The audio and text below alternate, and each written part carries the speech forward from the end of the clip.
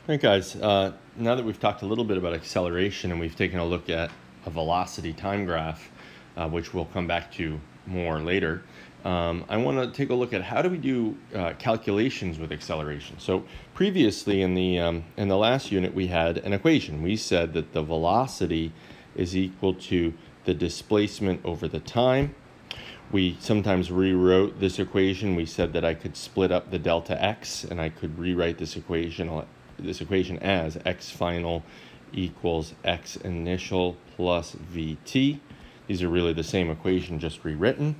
So this was our last unit when we had constant velocity. This was what we call the constant velocity model. The problem is now we can't use this because now in our new world that we're in now,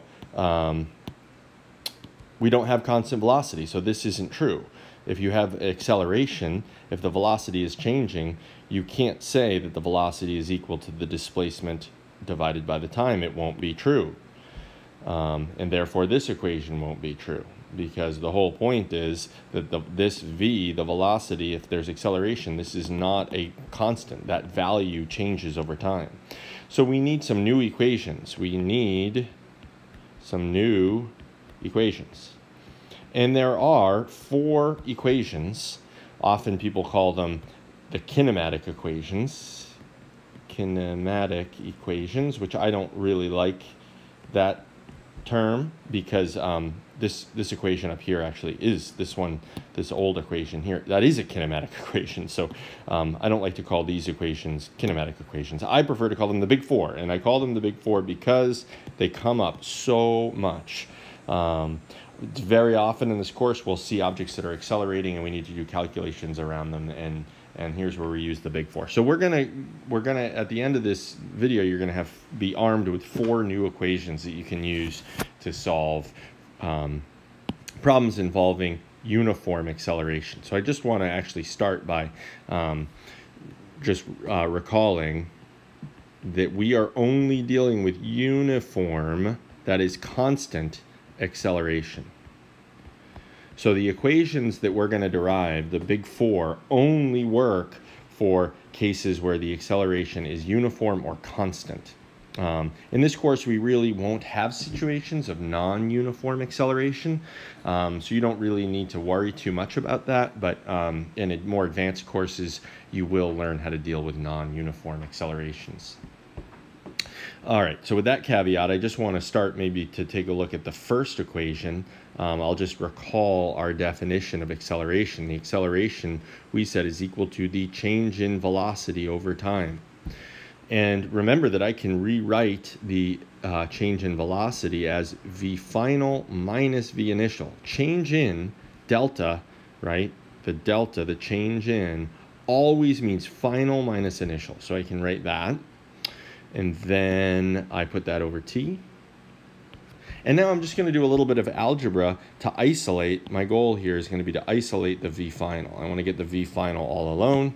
So I'm going to multiply both sides by t, and I'm going to say a times t equals v final minus v initial.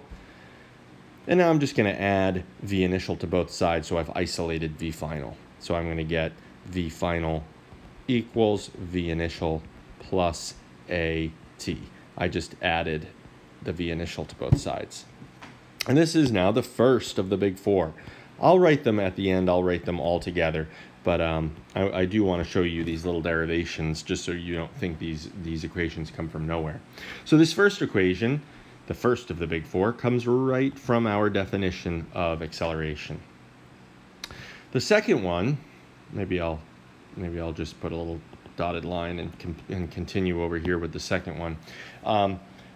If we think about what an average is, and maybe I should note something here. If I write v average, that means that the velocity is changing. And if the velocity is changing and you want to know what the average velocity is, how could you get it? Well, if the velocity is changing and you want to average it, you average it the way you average any group of numbers. If I gave you a group of numbers, you would add them up and you divide by the number in the group.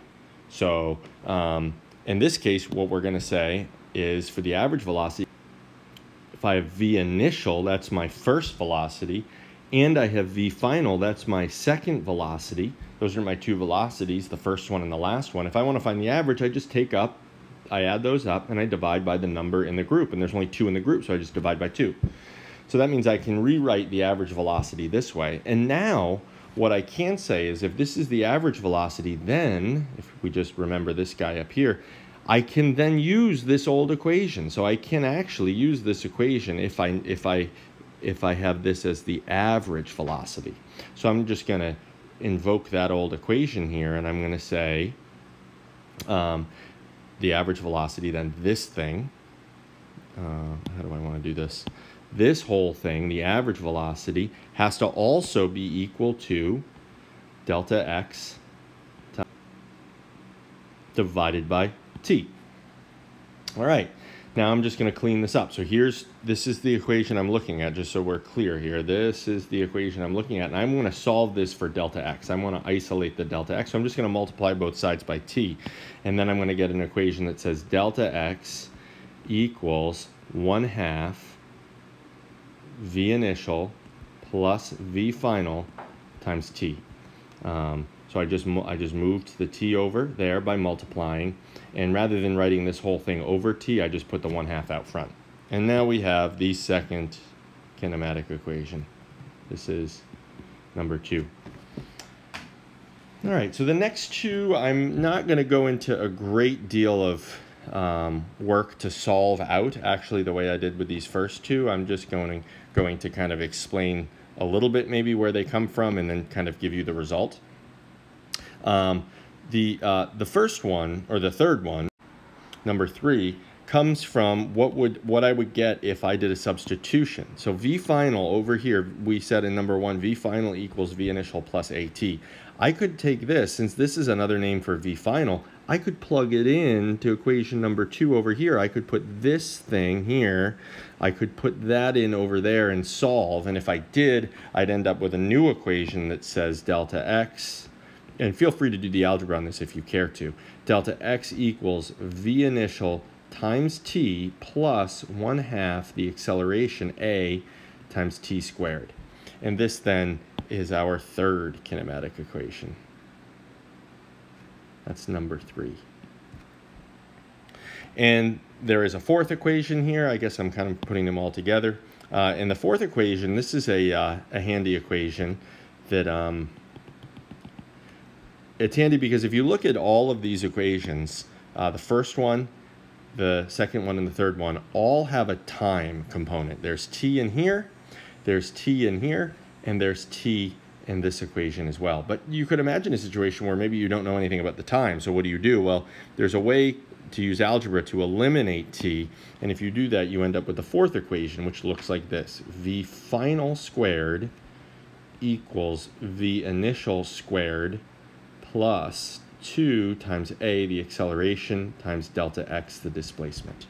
And this then is the fourth equation, number 4. So this is what I like to lovingly refer to as the big 4.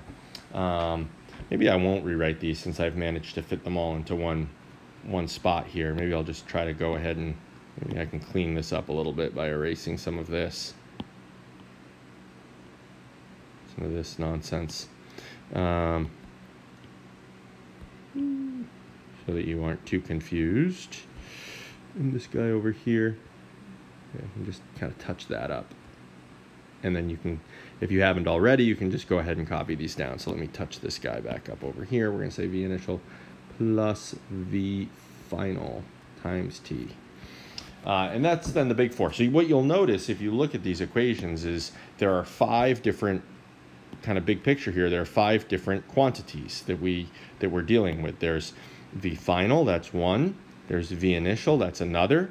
There's a, there's t, and there's delta x. These are the 5 different quantities that these equations involve. And each equation eliminates one of them.